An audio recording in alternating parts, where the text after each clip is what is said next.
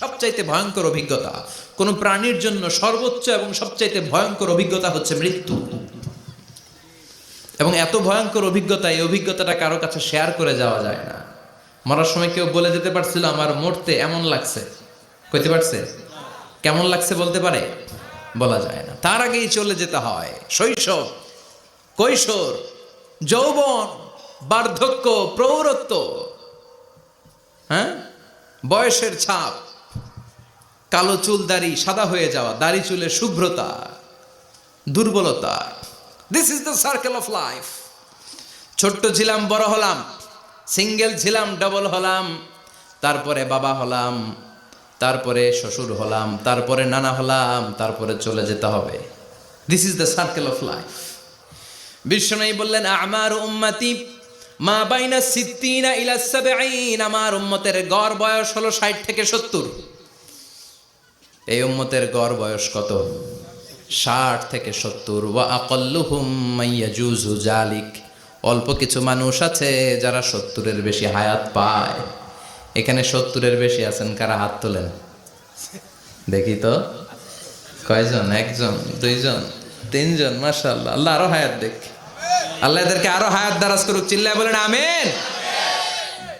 তার মানে আমার উম্মতি মা বাইনা সিত্তিন ইলা সাবঈন, বিশ্বনবী বললেন এই উম্মতের গড় বয়স 60 থেকে 70, আর 70-এর বেশি হায়াত পাবে। ওয়া আকাল্লুহুম মাইয়াজুজু যালিক, 70-এর বেশি পাবে হাতে গোনা, গুনে বের করে ফেলা যায় একজন, দুইজন, তিনজন, বাকি সব 60-এর আগে নাই। ঠুস চিল্লা এখন ঠিক কিনা? বাংলাদেশের গড় হায়াত কত মানুষের? 60। বিশ্বনবীর কথার সাথে মিলে গেছে, চিল্লায় পড়েন সুবহানাল্লাহ। এই জন্য বিশ্বনবী বলেন এই যে মুরব্বীদের দাড়ি পাকে, এই যে রাস্তায় অ্যাক্সিডেন্ট হয়, এই যে ক্যান্সারে আক্রান্ত হয়ে লোকজন মারা যায়, তারপরেও কি টনক নড়ে না? এরপরেও কি বিবেকে ধরে না যে তোমাকে চলে যেতে হবে? আকসিরু যিকরা হাযিমিল লাযযাত, জীবনের সব স্বাদকে পানসা করে দেয় ওই মরণকে স্মরণ করো। মরণকে স্মরণ করলে জাহান্নাম বরণ করা লাগে না। চিল্লায় বলেন ঠিক কিনা? আবার আল্লাহ বললেন গোলাম, স্পেশাল একজন ফেরেশতা আমি মরণের জন্য সিলেক্ট করলাম, নাম মালাকুল মাউত। তাকে আমরা আজরাইল বলে চিনি। এই মালাকুল মাউত তার বাহিনী নিয়ে নির্ধারিত টাইমে গোটা বিশ্বের সব মানুষের রূহ কবজ করে। অন টাইম নাকি দেরি করে? মালাকুল মাউত আগেও আসে না, পরেও আসে না। সুবহানাল্লাহ পড়েন। সাইয়েদনা সুলাইমান আলাইহিস সালামের জামানাতে ওনার এক ওয়াজির ছিল, মন্ত্রী। ওই মন্ত্রীকে নিয়ে উনি বৈঠক করতেন। ওনার সময় উনি মালাকুল মাউতের সাথে বৈঠক করতেন। শুনতেছেন? আপনাদের মনোযোগ আছে তো? উনি বৈঠকে বসেছেন, মালাকুল মাউতও বসা, ওয়াজিরও বসা। হঠাৎ মালাকুল মাউত ওয়াজিরের দিকে বড় বড় চোখ করে তাকাচ্ছে। বড় বড় চোখ করে তাকানোতে ওয়াজির ভয় পেয়েছে। হঠাৎ মালাকুল মাউত চলে গেল। ওয়াজির বলে ও সুলাইমান আলাইহিস সালাম, এই যে লোকটা বড় বড় চোখ করে আমার দিকে তাকালো, এটা কে?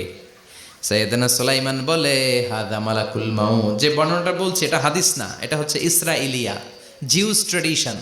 কোরআন হাদিসের সাথে কোনো দ্বন্দ্ব নাই, তাই বর্ণনা করা যাবে। বিষ্ণু বলেছেন বাল্লিগু আন্নি ওয়ালাউ আয়া, আবার বলেছেন ওয়া হাদ্দিসু আন বনি ইসরাঈল ওয়ালা হারাজ। বনি ইসরাইলের ট্র্যাডিশন বর্ণনা করো, জিউস ট্র্যাডিশন বর্ণনা করো, এতে কোনো সমস্যা নাই।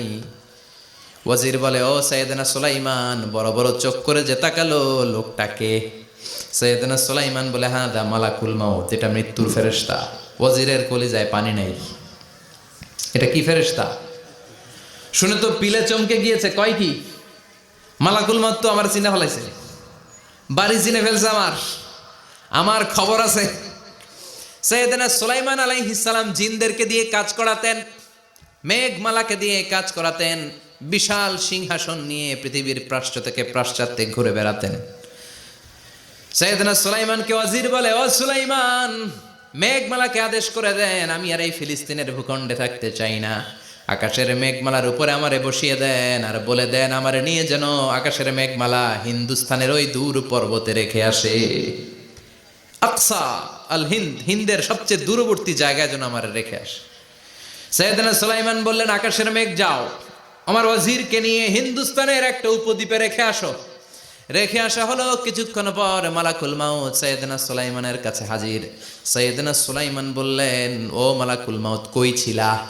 কই, একটু আগে হিন্দুস্তান থেকে আপনার ওজিরের রুহু কবজ করে আসছি।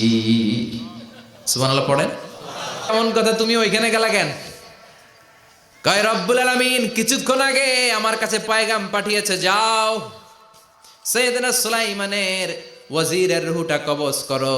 কবজ করার জায়গা হলো হিন্দুস্তানের উপদ্বীপ। কোন জায়গায়? মালাকুল মাউত এসে দেখে সুলাইমান নবীর সাথে মিটিং করে। ওয়াজির কার সাথে মিটিং করে? সুলাইমান নবীর সাথে। কিন্তু ফরমানে লেখা রুহু কবজ করতে হবে কোথায়? হিন্দুস্তানে। সুবহানাল্লাহ কইবেন না? এই জন্য বড় বড় চোখ করে আমি তাকিয়েছি আর মনে মনে ভাবলাম, টাইম তো নাই, কারণ মৃত্যু তো অন টাইমে হতে হয়। এখনই ওর রুহু কবজ করতে হবে। কেমন করে ওইখানে যাবে আমি জানি না, আমি আগে চলে যাই। মালাকুল মাউত চলে গেল, যে দেখে ওই জায়গায় ওয়াজিরও হাজির। সাথে সাথে রুহু কবজ করে আল্লাহর কাছে চলে গিয়েছে। পড়েন সুবহানাল্লাহ। মালাকুল মাউত আমি নির্ধারণ করে দিয়েছি, পৃথিবীর প্রতিটি মানুষ মালাকুল মাউতকে দেখবে, চাক্ষুষ দেখবে, ভালো হলেও দেখবে, খারাপ হলেও দেখবে। কার কথা?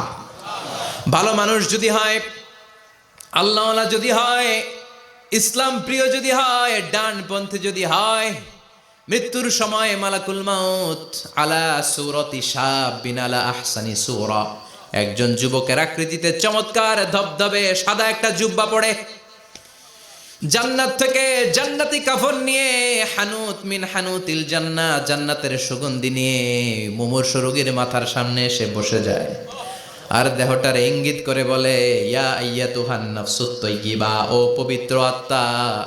আরেক বর্ণনায় এসেছে, ইয়া আইয়াতুহান নাফসুল মুতমাইন্নাহ, ও প্রশান্ত আত্মা, উখরুজি ইলা মাগফিরাতিম মিনাল্লাহ, আল্লাহর ক্ষমার দিকে বের হয়ে আসো। উখরুজি ইলা মাগফিরাতিম মিনাল্লাহি ওয়া রিদওয়ান, আল্লাহর ক্ষমার সন্তুষ্টির দিকে রুহুটা বের হয়ে আসো। স্মুথলি বলার সাথে সাথে মুমিনের দেহ থেকে রুহুটা বের হয়ে আজরাইলের হাতে চলে যায়। স্মুথলি বলার সাথে সাথে স্বাচ্ছন্দ্যে, আনন্দে মুমিনের দেহ থেকে রুহুটা সা করে বের হয়ে মালাকুল মাউতের হাতে এসে পড়ে। পড়েন সুবহানাল্লাহ। আল্লাহ এমন মৃত্যু তুমি আমাদের নসিবে রেখে দিও। চিৎকার করে পড়েন আমিন। আর যারা কোরআন মানে নাই, আর যারা দিন কায়েমের আন্দোলন করে নাই, দিনকে ভালোবাসে নাই, বাম আর রামপন্থী ছিল, নাস্তিক ছিল, ইসলাম বিরোধী ছিল, তাদের কাছেও মালাকুল মাউত আসে কি আসে না? চিল্লায় বলেন, আসে কি আসে না? তাদের কাছেও আসে, কিন্তু আলা সূরাতি আকবাহি রাজুল, একজনের চেহারা যত ভয়ঙ্কর হতে পারে, যত নিকৃষ্ট হতে পারে, এরকম ভয়ঙ্করতম নিকৃষ্ট দুর্গন্ধওয়ালা একটা চেহারা নিয়ে আসে। রিজলাহু ফিল আরদ, পা থাকে জমিনে, রাসুহু ফিস সামা, হাদিসের বর্ণনা, পা দুইটা জমিনে, মাথা আকাশে। এসে ধমক দিয়ে জালিমের মাথার সামনে এসে বলে, ইয়া আইয়াতুহান নাফসুল খাবিসা, হে পাপাত্তা, হে অপবিত্র আত্মা, উখরুজি ইলা সাখাতিল্লাহি ওয়া গাদাবিহি, আল্লাহর রাগের দিকে, আল্লাহর অসন্তুষ্টির দিকে বের হয়ে আয়। মালাকুল মাউতের এই অর্ডার পাওয়ার সাথে সাথে রুহুটা কিন্তু বের হয় না। মুমিনের রুহুকে ডাক দিলে যেমনি স্মুথলি বেরোয়, কাফিরের রুহু এভাবে বেরোয় নাকি? কথা বলেন।